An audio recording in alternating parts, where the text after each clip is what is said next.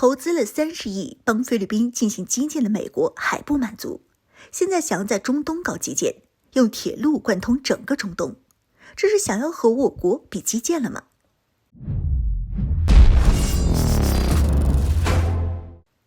？Hello， 各位老铁，大家好，欢迎收看本期密财虎，我是虎妞。在基建这块上，我国现在是当之无愧的世界第一。在强大的基建技术，再加上超低的成本下，中国基建的订单现在已经铺满了全世界，并且每年都在不断增长着。但是在这时，美国就不乐意了。身为世界第一大国的美国，以前可是造出了不少的世界级建筑。所以现在也打算和我国竞争一下，也开始搞基建了。像在菲律宾，之前菲律宾总统还是杜特尔特的时候，我国和菲律宾达成了一笔49亿美元的基建订单，还是我国以3%的利息借钱给菲律宾进行基建。但是这笔基建订单在马克思上台后就被取消了，因为马克思觉得太贵了，要求将利息降到0.3%，直接白给。如此离谱的要求，我国自然是选择了拒绝。后来，菲律宾又找上我国，希望能把这笔贷款的金额提高到55亿美元，还是无济于事。在这时，美国就出手了，看着给自己开放了9大军事基地的菲律宾，在这时有困难了，美国直接大手一挥，宣布对菲律宾进行30亿美元的投资。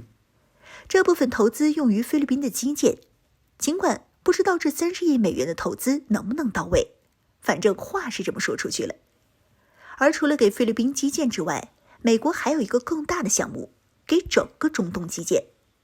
在沙特，美国总统国家安全事务助理沙利文与沙特王储、阿联酋副总统、印度国安顾问举行了区域一体化的会谈，也就是早前传出的美国主导的建设印度连接中东铁路项目。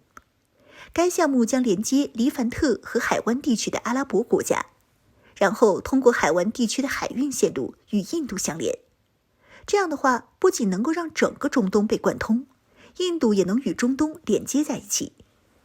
另外还有消息称，虽然以色列没有参与到该项目中，但如果中东关系进一步实现正常化的话，那么以色列也不排除加入的可能。但是在这时，问题就来了，这条路多久能修好？中东地区的基建之所以差，和菲律宾的情况可不同。菲律宾是因为没钱，而中东地区的国家个个富得流油，自然是不会出现没钱搞基建这种情况的。拦在这些国家面前的是技术问题。中东地区的天气炎热，所以降水稀少，容易出现沙漠。全球最大的沙漠撒哈拉大沙漠就坐落于此处。而在沙漠中建设铁路，颠簸不平的沙丘、风沙、高温、缺水以及极端气象条件，都是摆在建造者面前的难题。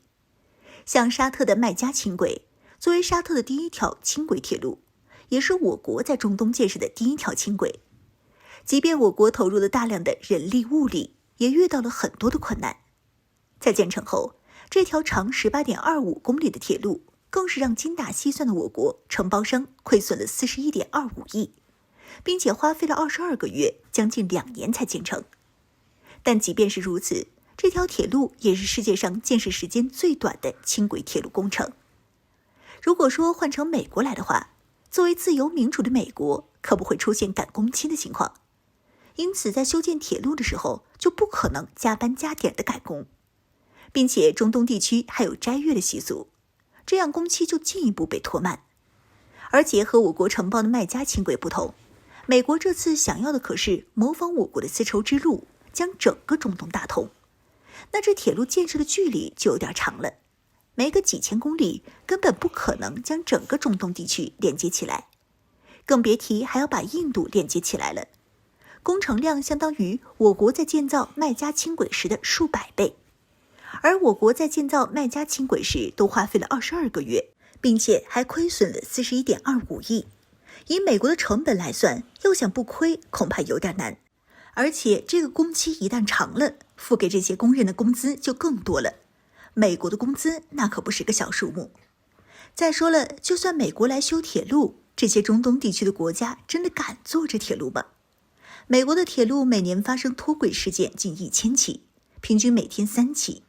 前段时间，俄亥俄州的铁路脱轨，还导致上百吨的有毒物质泄漏，镇上的人都开始戴上防毒面具了。等到美国帮中东的铁路修好了，无论是开一半停沙漠中了，还是直接脱轨埋沙漠里了，想要抢救可都不是那么容易的。至于说美国主导，印度参与，让印度来修，就更加不靠谱了。印度制造的大名那可是全球皆知，与其交给印度来修，那还不如不修。所以说这次的项目大概率又是美国想从中东土豪那里坑一笔钱，来缓一缓国内紧张的经济情况。